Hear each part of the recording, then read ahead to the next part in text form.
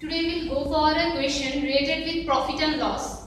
Here, suppose a person naming A, he is having a watch. He is selling the watch to B with 20% profit. B is selling the same watch to C with 25% profit and C is selling to D with rupees 150 profit. Now suppose it is given cost price of C minus cost price of A. The difference is given to be 600. If the difference between their cost price is 600, then what will be the cost price of D?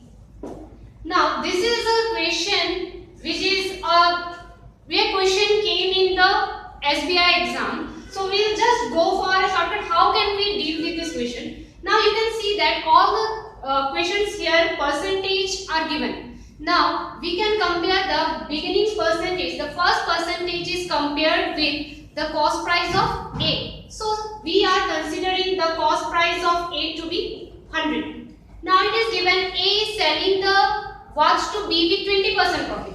Then what we will have, selling price of A will be 120.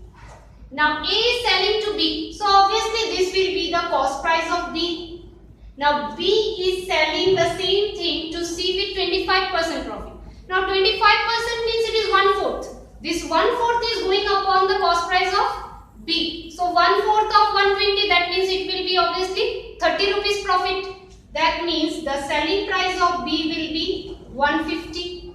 Now this B is selling the thing to C. So this will be the cost price of C. Now as we are taking a fake cost price of A, so obviously we will get a fake cost price of C. Now we can see here that the difference between their cost price is rupees 50. When the difference is 50, then the cost price of C is 150. So when the original difference is 600, then by directly unitary method we can say that the cost price of C will be 1800. Now here, as in the question it is given that C is selling to D with rupees 150 profit, then we can directly add here 150 and we can say that the cost price of D is 1950. So this is your answer. Thank you.